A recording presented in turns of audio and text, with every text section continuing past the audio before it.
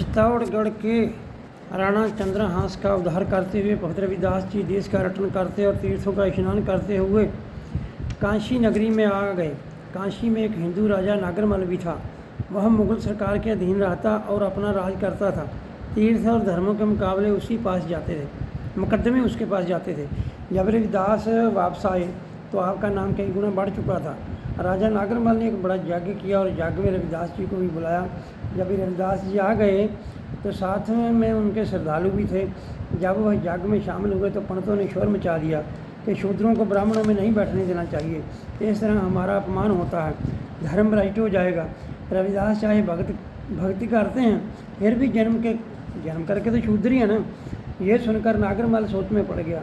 वह ना तो ब्राह्मणों को नाराज करना चाहता था और ना ही रविदास जी को। तो यज्ञ में शामिल होने ना आए रविदास को भी नहीं बोल सकते थे। लोगों ने मत्था टेकना शुरू कर दिया। माया के ढेर लागे। ब्राह्मणों की तरफ कोई देख भी नहीं रहा था। सभी निराश हो गए।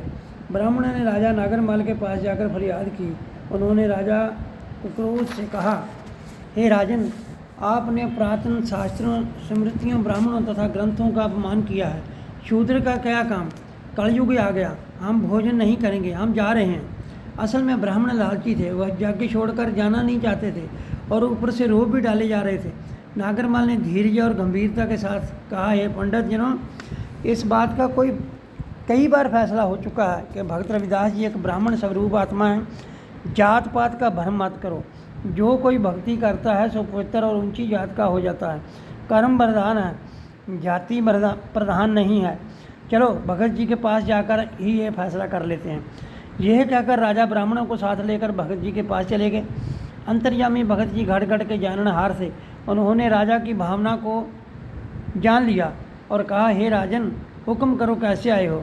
नागरमल महाराज, ब्राह्मण शंका करते हैं कि इनकी शंका निवृत्त करो।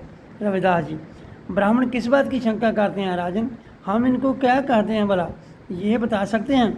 नागरमल, इनकी मंशा शंका है कि आप शूद्र हो, इसलिए ब्राह्मण शास्त्रों के अनुसार आपका यज्ञ में शामिल होना ठीक नहीं, आप अलग बैठो।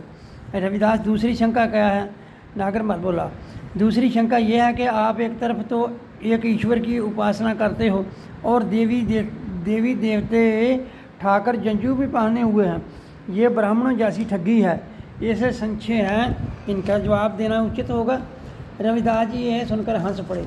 उन्होंने फरमाया, हमारी समझ में नहीं पड़ा कि ब्राह्मण लोग किस बात की ईर्ष्या करते हैं। प्रभु सभी का करता है, इसलिए उसकी पूजा करते हैं। शंख सागर में से मिला, विष्णु ने अर्प्या।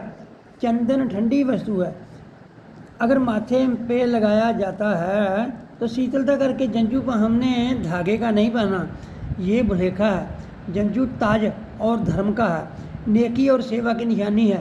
ब्राह्मणों की मालकी नहीं, ना ही जायदाद है, वह एक घमंड है। केवल राजभाग इनके अधीन रहा है। इन्होंने अपनी मर्जी से किसी को ऊंचा किसी को नीचा कर दिया। सोचो राजन, अगर हम काशी में जन्म ना लेते, कहीं बाहर से आते, तो क्या पता चलना था कि हम शूद्र हैं या कौन है? 5 तत्वों का शरीर किसी को काला किसी को गोरा मिल जाता है। जात के साथ शरीर का कोई संबंध नहीं है। चरित्र और ब्राह्मण ही काले हैं, क्षत्रिय और ब्राह्मण भी काले हैं और कुकर्म भी शूद्रों से ज़्यादा करते हैं। प्रभु जिस बालक को जन्म देता है उसके माथे पे जात गोत नहीं लिखता। ये पंडित इसके बदले में कोई सबूत दें।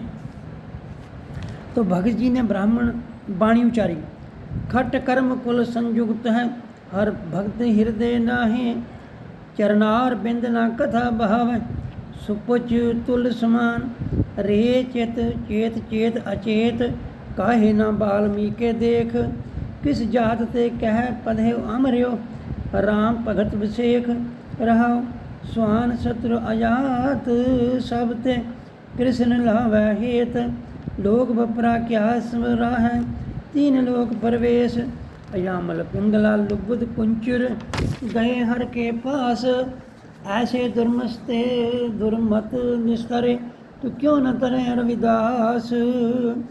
हे राजन, समझने वाली बात यह है कि प्रभु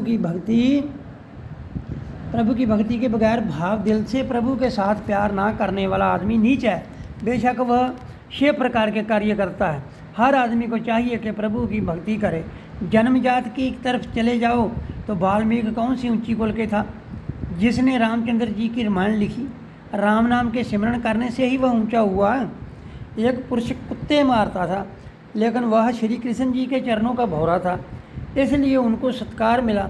पिंगला, अजामल जैसे अनेकों भगवान का नाम जपने वाले चले गए। प्रभु सभी का ऊंचा स्थान बनाता है। हे राजन, जब ऐसे पुरुष चले गए हैं तो आप क्यों घबराते हैं? अच्छा यही है कि ये ब्राह्मण प्रभु भक्ति करें, जात पात का ख्याल छोड़ दें। कबीर जी का वचन याद करें, यदि ब्राह्मण उच्च कुल के होते तो इनका जन्म उन बच्चों जैसा होता जैसे शूद्रों के बच्चों का होता है। जन्म तो इनका भी हमारे जैसा ही हुआ है। भगत रविदास जी के वचन सुनकर नागरमाल को ज्ञान हो गया, लेकिन ईर्ष्या करने वाले ब्राह्मण बहस करते रहे। जंजू की बहस हुई तो भगत जी ने 4 युगों के जंजुओं के बाबत बताया। सतयुग का जंजू सोने का था, त्रेते का चांदी का था और तांबे का था, जनेऊ द्वापर में और कलयुग में केवल सूत्र का। दूसरी रही ठाकरों की बात, मैं मूर्ति पूजक नहीं हूँ।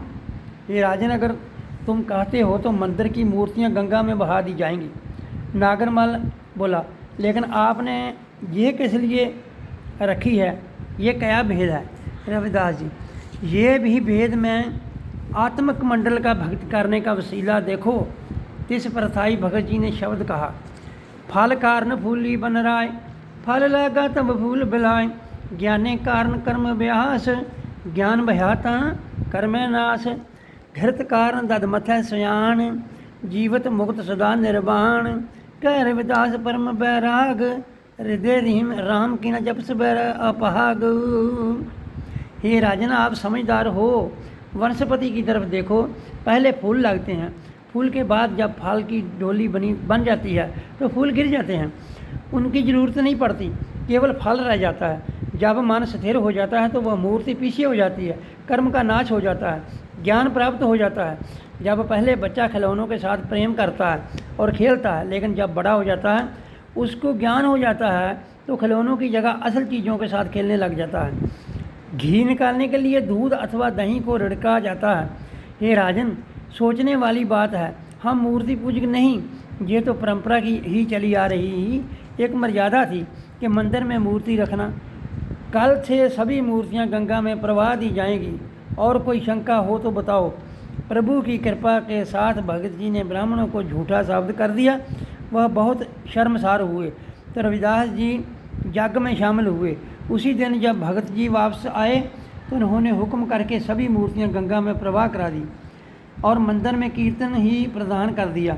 अब दोनों वक्त सत्संग करते और सत्संग में वाहेगुरु का नाम लिया जाता। भगत जी के दर्शनों के लिए दूर दूर से श्रद्धालु आते थे।